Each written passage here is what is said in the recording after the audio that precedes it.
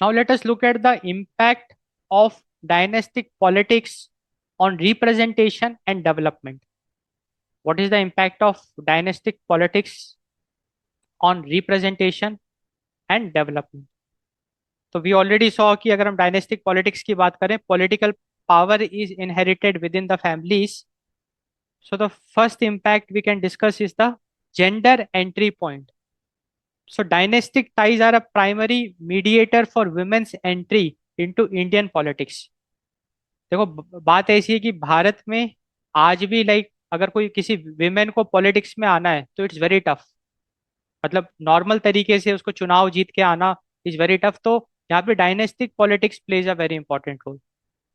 तो 47% of the female legislatures are from political families. So for female, dynastic politics is a easier route, while only 18% of male legislatures enter, like they belong to political families. तो यहाँ पे एक important बात हमको समझ में आई कि dynastic ties is like a primary mediator for women's entry. अब बहुत सारे एग्जाम्पल भी आप देखेंगे. जैसे कोई भी पॉलिटिकल फैमिली है तो Priyanka Gandhi is like one example. अब जैसे अरविंद केजरीवाल की वाइफ हमने देखा था, वो आ गई थी पॉलिटिक्स में. अजीत पवार की वाइफ आ गई अजीत पवार की डेथ के बाद, सुनेत्रा पवार. तो dynastic tie is a primary mediator for women's entry. अगला जो इम्पैक्ट है of dynastic politics in Indian democracy, that is the development reversal of fortune. अब इस रिवर्सल ऑफ फॉर्च्यून का क्या मतलब है, इसको समझते हैं. देखो बात ऐसी है कि जो फाउंडर्स हैं, मतलब जिन्होंने एकदम जीरो से शुरुआत करी थी, वो तो काफी एफर्ट लगाते हैं. they put more effort to establish legacy, build trust, and they put lots of efforts in initial local development. तो जो भी शुरुआत के लोग हैं, जिनको सत्ता विरासत में नहीं मिली, जिन्होंने सत्ता हासिल करी वोट्स चुनाव जीत के, उन्होंने काफी एफर्ट लगाया होगा, काफी जन कल्याण का काम किया होगा. इनिशियल लोकल डेवलपमेंट, उन्होंने अपनी खुद की लेगेसी बनाई है. बट अगर किसी को, कोई अगर पॉलिटिकल फैमिली से बिलोंग कर रहा है, उसको सत्ता फ्री में मिल रही है, जो डिसेंडेंट्स हैं, दैट्स अ डायनेस्टिक पॉलिटिक्स. उनको क्या है कि since they are inheriting the loyal voters, they are inheriting the brand recognition, instant brand recognition, they are inheriting the vote banks, financial resources उनके पास है. तो they may underperform due to moral hazard. क्योंकि जब उनको ये सब चीज़ें विरासत में मिल गई तो वो हो सकता है उतनी मेहनत ना करें, हो सकता है इसका मिसयूज भी करें. And that is the reversal of Fortune. So in the long run, this often results in constituencies represented by dynasties having higher poverty, fewer public goods.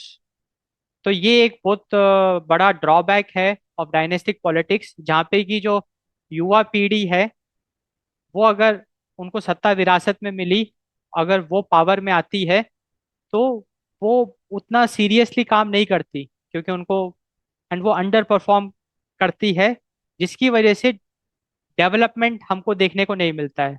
In the long run we see higher poverty, fewer public goods. And this is the reversal of Fortune.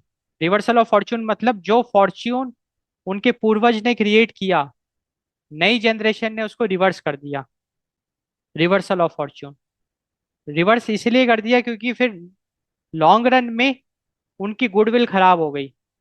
And फिर उनके जो next generation होंगे, उनको वो instant brand recognition नहीं मिलेगा, उनको वो लेगेसी नहीं मिलेगी. so that is the reversal of fortune. So it's a, like a very like a big drawback of dynastic politics as seen in the Indian democracy. अगला important impact अगर हम discuss करें, that is subaltern representation. So for marginalized groups like backward caste and Muslims, so for marginalized groups, dynastic ties can act as an informal reservation, helping them overcoming high systemic barriers.